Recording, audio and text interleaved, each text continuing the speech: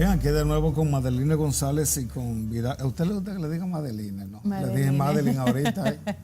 Se lo dije en inglés. Madeline. Y con Vidal Félix, bueno, este tema, derechos humanos de las personas recluidas o internos penitenciarios. Vidal, ¿cuál es la legislación que regula este sistema penitenciario?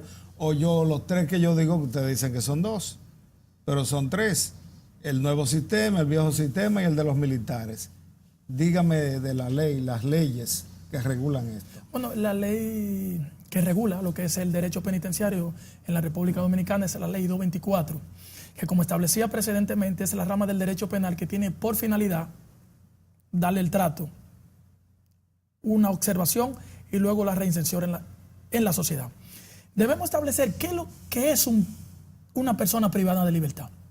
No es más que aquel ser humano que comete un ilícito penal o se le vincula a la violación a la ley penal. Pongo un ejemplo. Acusan a Vidal Félix de la violación al ilícito penal de homicidio. Se me cita, se me investiga, se me conoce la medida de coerción, se me impone una de las 7 establecidas en el 226. Si se me manda a la cárcel. ¿Cuál es el 226? Establece lo que son las medidas de coerción. Del Código Penal. Del Código Procesal Penal, ley 76-02, modificada por la ley 1015, porque su última modificación fue en el 15. Inmediatamente se me envía a un recinto penitenciario.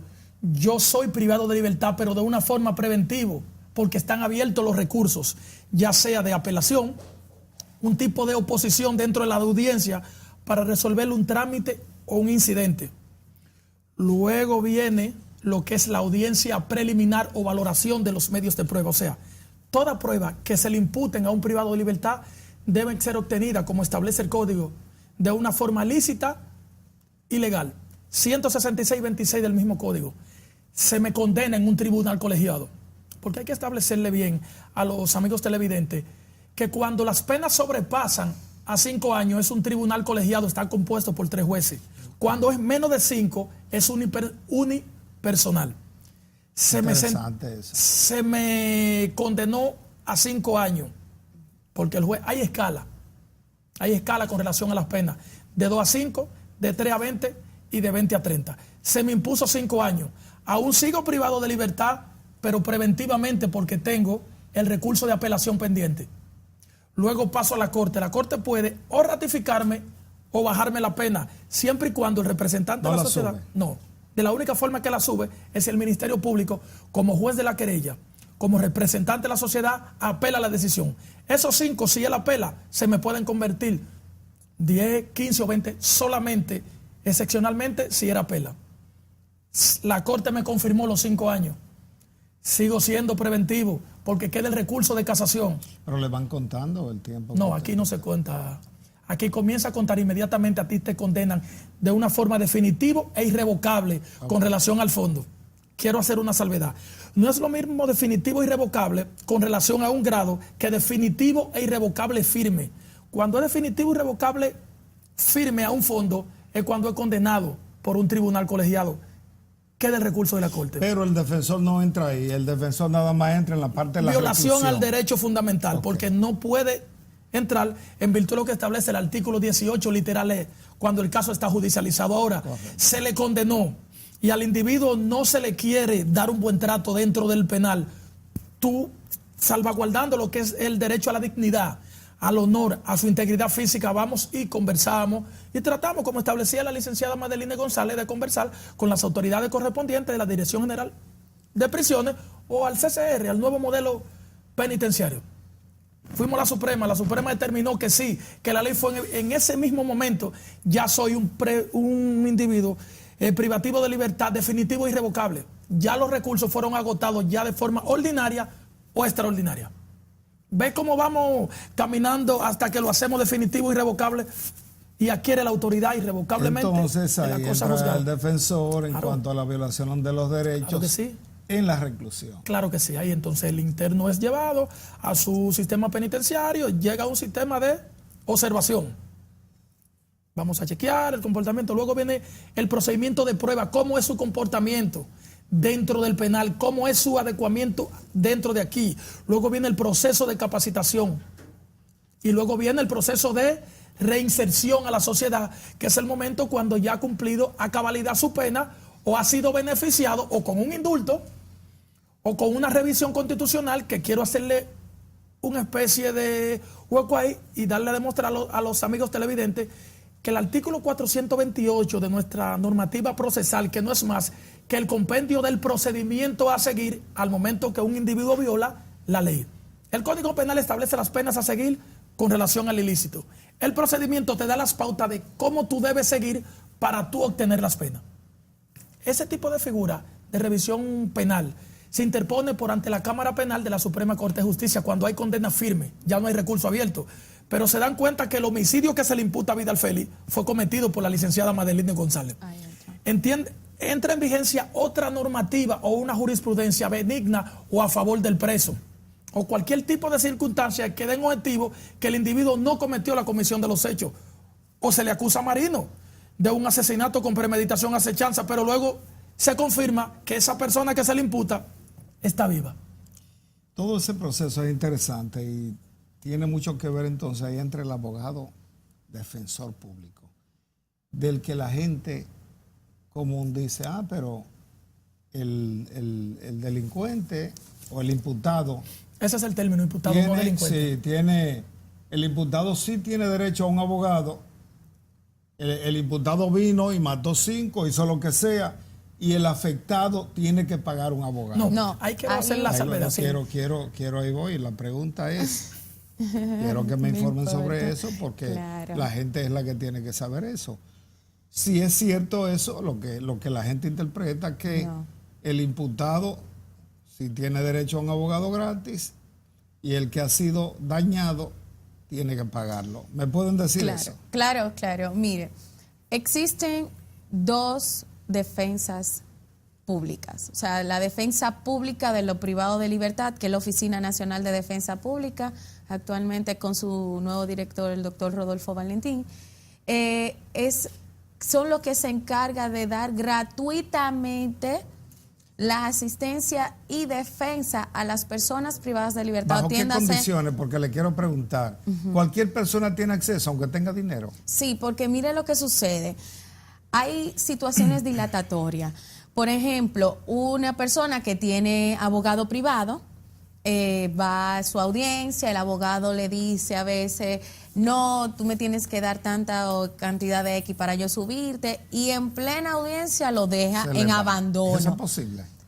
Bueno, lo han hecho. No es castigable eso. Bueno, hay un procedimiento por ante el Colegio de Abogados, cuando hay situaciones similares a esta, que el abogado abandona a su defendido. Por eso es que los jueces de manera oficiosa solicitan la intervención de la defensa pública y por eso le asignan un defensor público. Pero también la víctima, el Servicio Nacional de Representación Legal. ¿Ese es donde queda ese servicio? Ese es el que queda en la César Nicolás Penson, eso es en Gascue. Ese para las víctimas, ahí era que funcionaba la Defensoría Pública. No, la Defensoría Pública funciona en la DANAI, en la sede, y los defensores públicos están en el Palacio respectivamente de Justicia. Entonces, son encargados de velar por los abogados públicos para la representación de las víctimas. Sí, existe. Es una dependencia de la Procuraduría. ¿Dónde se consiguen? Porque la gente las víctimas regularmente no lo saben. Siguiendo en esa misma tesitura que establecía la licenciada Madeline González, sí, son abogados que son dependientes de la Procuraduría General de la República, se llaman el RELEVIC o abogado para atención a la víctima. Cuando el caso comienza, que tiene mérito suficiente, hay un cuerpo de abogados que examinan el caso, entonces le dan continuidad con relación al caso. Perfecto. Usted se ha afectado con un abuso de confianza. Su expediente está instrumentado, pero no tiene los recursos suficientes, y los abogados entran dentro de los principios del juicio, en el principio de inmediación. ¿Se solicita por escrito? Inmediación. No, basta con la presencia. Con la presencia y que tú lleves tu caso y ellos lo estudian. Y si lo ven con mérito, y oportuno, te dan la representación. Claro, tú debes firmarle un poder porque todo debe ser por escrito. Claro. Un poder de representación y de esa forma, entonces tú como víctima tienes tu representante legal, dependiente de la Procuraduría General de la República, cero costo. Con relación a la pregunta que usted le establecía a la licenciada González de que si los abogados que abandonen la defensa son pasibles de cualquier sanción, sí, efectivamente, basta con que sea decretada el abandono, remiten eso al presidente del Colegio de Abogados de la República Dominicana. ¿Funciona eso? Sí, funciona. Y es condenado, no me acuerdo ahora, con tanto salario base de un juez de primera instancia. Y no puede ejercer. Y es sentenciado. No es que no puede ejercer, sino que están suspendidos por cierto tiempo.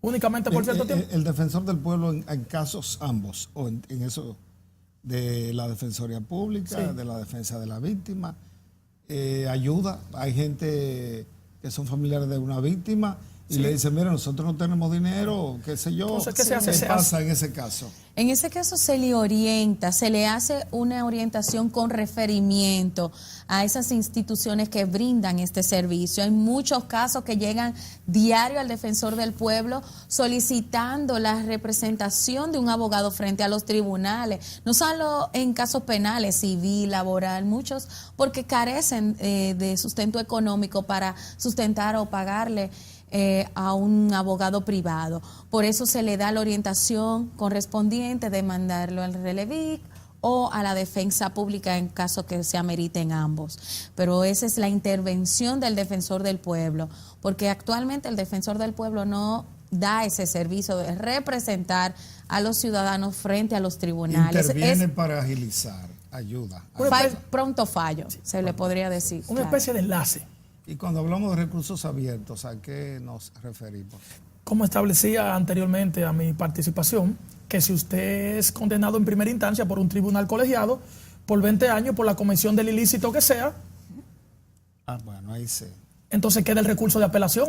Y si está en la corte y te confirman, te queda el recurso de casación. Y si luego es definitivo, entonces esos son recursos La abiertos. presunción de inocencia siempre es posible. No, siempre no es un recurso constitucional establecido en el artículo 69 sobre el derecho a la tutela judicial efectiva y al debido proceso. Todo proceso judicial tiene un debido proceso, una presunción de inocencia. Presumir no es nada que tú tienes una coraza al momento que se te imputa de la violación a la ley, que solamente lo va a romper una sentencia definitiva y irrevocable con medios de prueba contundentes que son aportados por el Ministerio Público y que solamente la evacuación o la emisión de un juez por medio de una sentencia rompe esa presunción, claro, de una forma firme e irrevocable que no den objeto a otro tipo de recursos. Madelina, los protocolos de seguridad, ¿cómo se llevan? Los protocolos de seguridad. ¿En qué momento? En todo momento. Hay protocolos cuando se trata de fuga, hay protocolos cuando se trata de una situación de riñas, hay un protocolo que es el de seguridad en cada centro penitenciario. Es por esto que debe de velarse en todo momento con el debido cumplimiento, porque si no se cumple adecuadamente este protocolo de seguridad, ya se está vulnerando per se los derechos de la persona privada de libertad.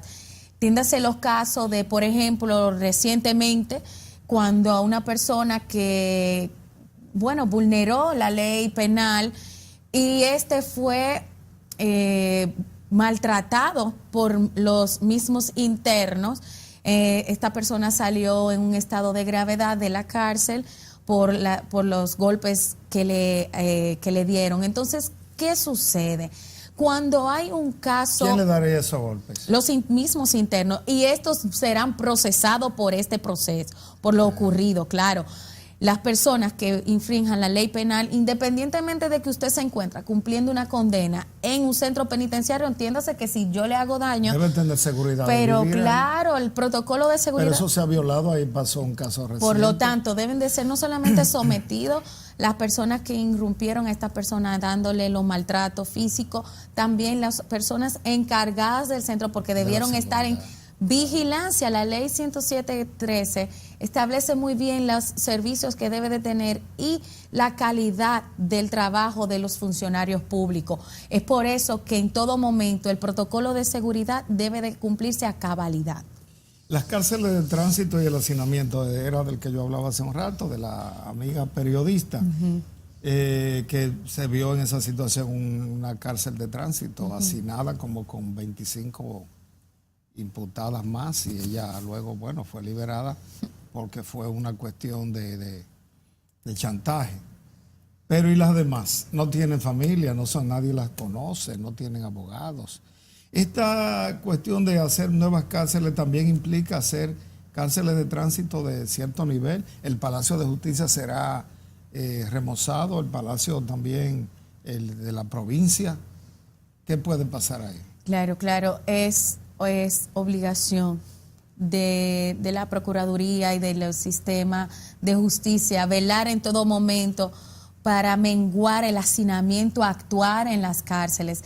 Hay una situación que el 70 y 70% de la población de preventivos de libertad son de etapas preventivas, como estuvo hablando el licenciado Vidal Félix, se encuentran en privados de libertad en instancia preventiva, no condenados. Luego de la aprobación del nuevo Código Procesal, ¿han crecido más los preventivos o han bajado?